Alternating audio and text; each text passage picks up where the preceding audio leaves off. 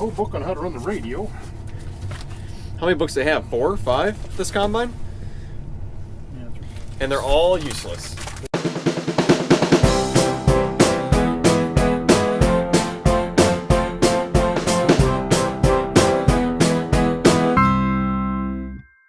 Well, today's the day we're going to try it. We have about 25-30 acres of soybeans, which look pretty ready.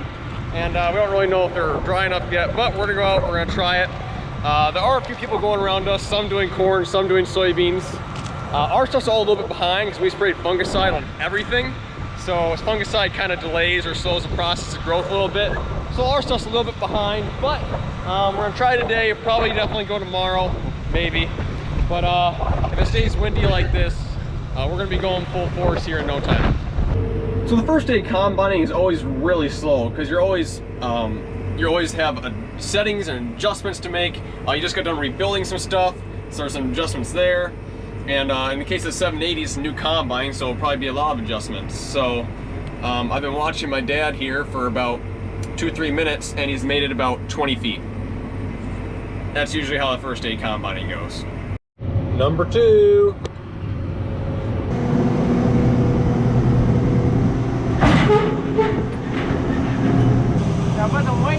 Yeah, I know. There we go. Be careful. This one's sticky on the steel. And the blows the steel. Look down. Are you ready?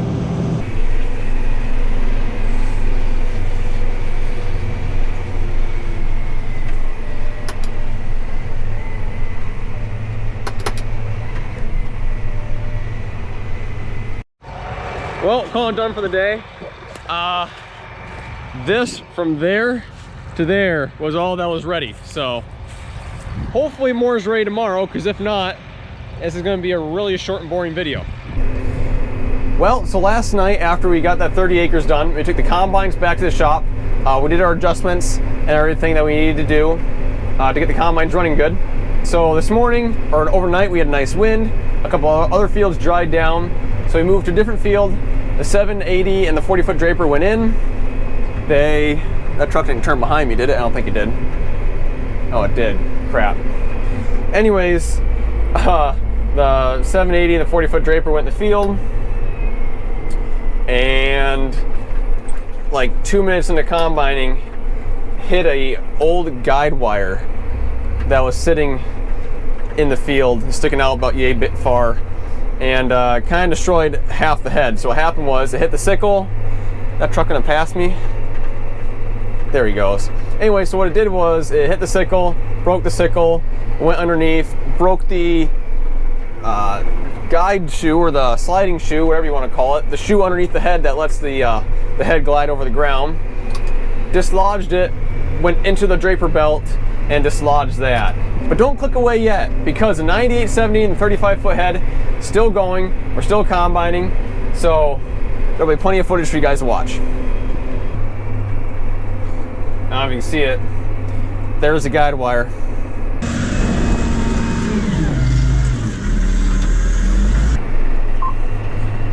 Do you have a heading number for me, Dustin?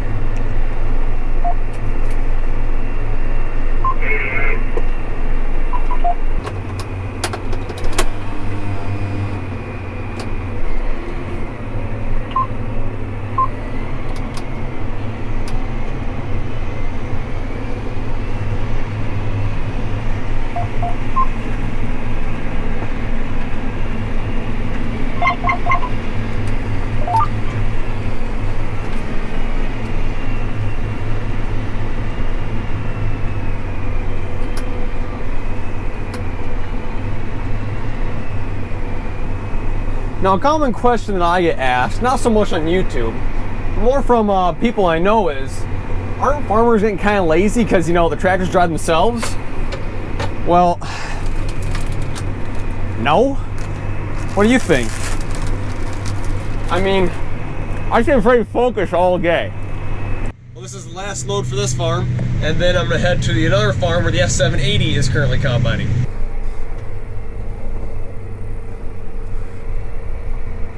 Oh, kind of took the grain cart through the ditch, that's fine. You got a heading for me?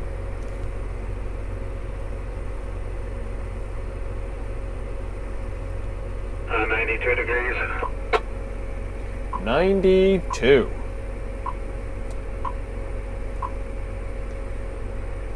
Perfect. I see you laid a windrow. What's the reasoning? Trying to see where we're losing beans, how many, and why. What's your consensus so far? I'm trying to figure it out. I'm not very happy with the combine right now. Got a whole book on how to run the radio. How many books do they have? 4, 5? This combine? Yeah, that's right. And they're all useless. They don't give you anything they need. Literally, here's how the manuals of new equipment work. You look in the book, you find the section where, you know, what you're questioning.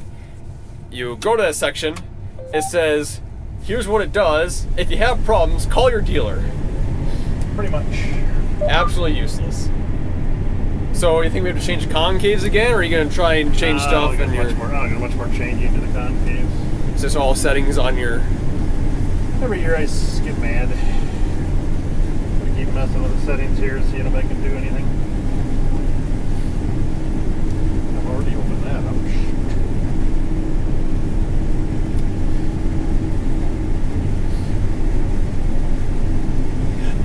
I don't have to.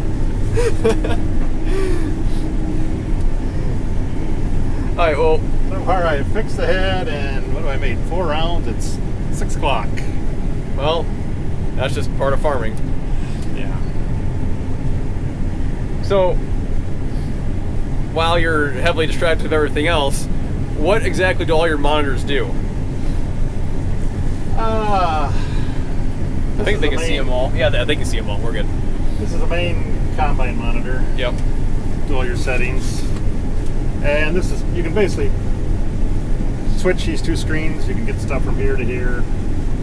Just, So- it's not like another screen to watch everything that's on here. Because that screen came with the combine, didn't it? Yeah. Yeah. So yeah, these 2 screens are with the combine. But we have a precision yield monitor in this combine, and that's this.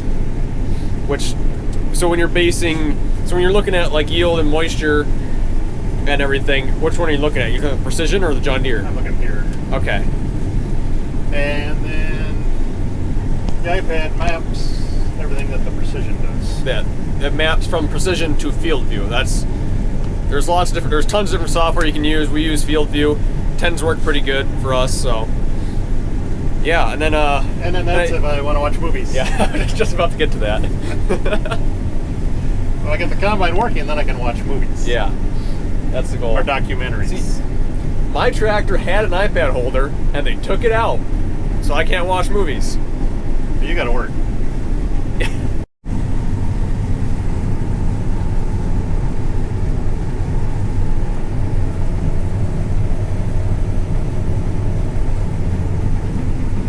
You get to film us fixing all day. No, I didn't. Kevin wanted me to stay and help you fix it, but I said I'd like to film a video if that's okay. He's like, yeah, it's fine. When I first heard that a head got wrecked, I thought he was talking to Dustin. I thought he tipped it off a trailer. No. And I was like, man, this is going to be one great video. No. I went 50 feet. Yeah, and I showed him where I didn't show him where it was compared to the field drive. It was like 50 foot behind the field drive. Remember the whole bit I did about farmers being lazy? They're not being lazy, they're just looking up on Ag Talk how to A separate combine. set their combine. How long have you been combining for? Today, No. Like, life. since I was like 6. Not to give away your age or anything, so 44 years? 44 years, yes. 44 years. I was the only one that my brother would get out of school, get out of first grade to come home and run the combine for him. That'd be so frowned upon today. Kind of a different time. I don't think I ever skipped any school in high school to come, or high school or junior high to come run a tractor. I know Chris did a few days. I think you did in maybe after cross country, then we really couldn't do it because you always had practice. Yeah. Well, I remember there was one time we were really late. We were really behind our V-ripping, and I had strep throat and I couldn't go to school. And the dealership gave us a demo ripper to use and a 9530, not a T, it's 9530. And I rode it for you for like 2 rounds. You weren't very impressed with the ripper, and he said, "Okay, you can do it for the rest of the day." That was a long time ago. That was a long time. That was probably sixth grade, fifth, sixth grade. Fifth, sixth grade, I would say. So yeah, Dad worked all the time. Or Dad had his other business, and my brother kind of started running the farm from age.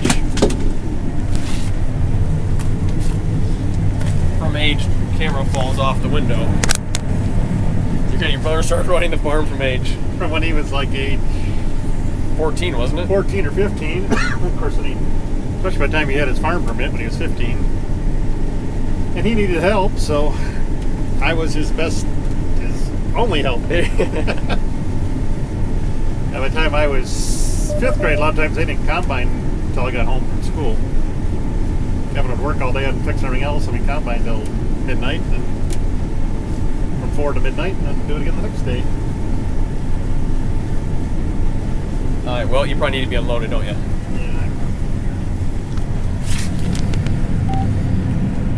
Yeah, if I can get this off the window. There we go. All right, see you in a bit.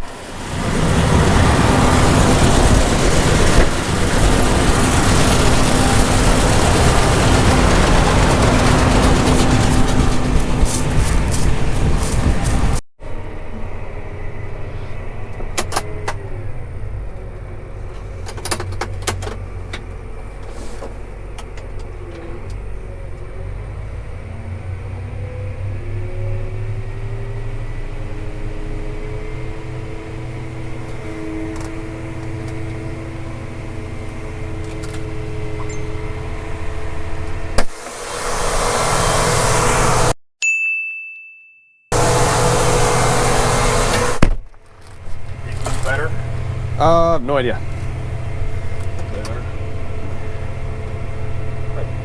many thousand pounds do you have on there? 30 something. 30 something. Should have looked.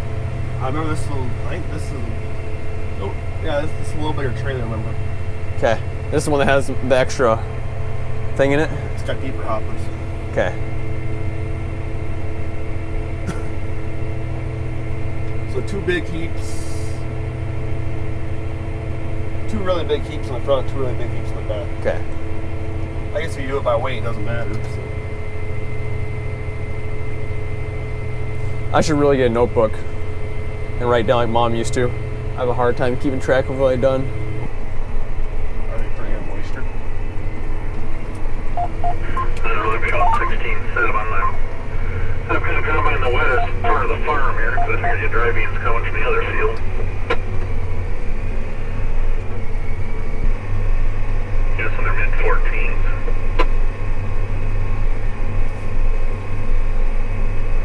So as grain cart operator of 2 combines, you kind of got to get a system down. So my system in this farm is Dustin on the 9870. I get him first when he's going back that way, and he's usually going back that way by the time my dad in the S780 is coming back this way. So I start unloading here, and I flip around, and I just come right back, and then I have enough on the grain cart I can go fill a truck. The rating on the side of the track said they both need 1,000 PSI, and they're both a little over, so.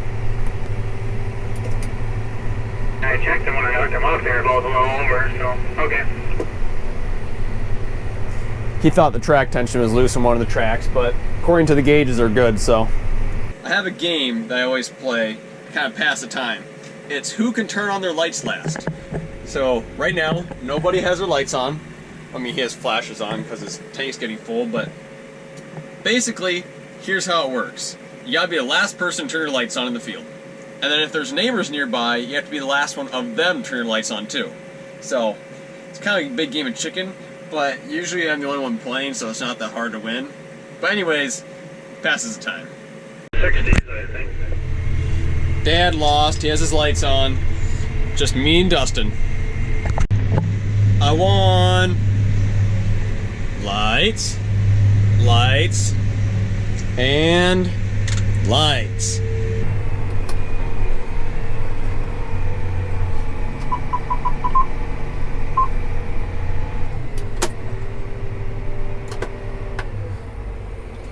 did you change your heading?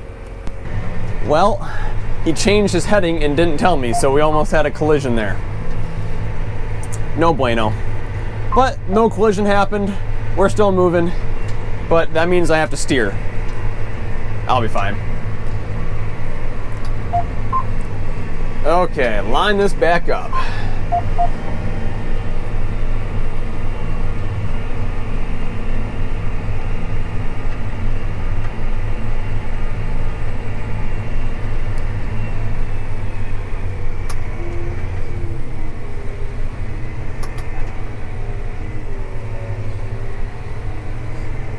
See, and they say the younger generation can't steer. I am doing just fine.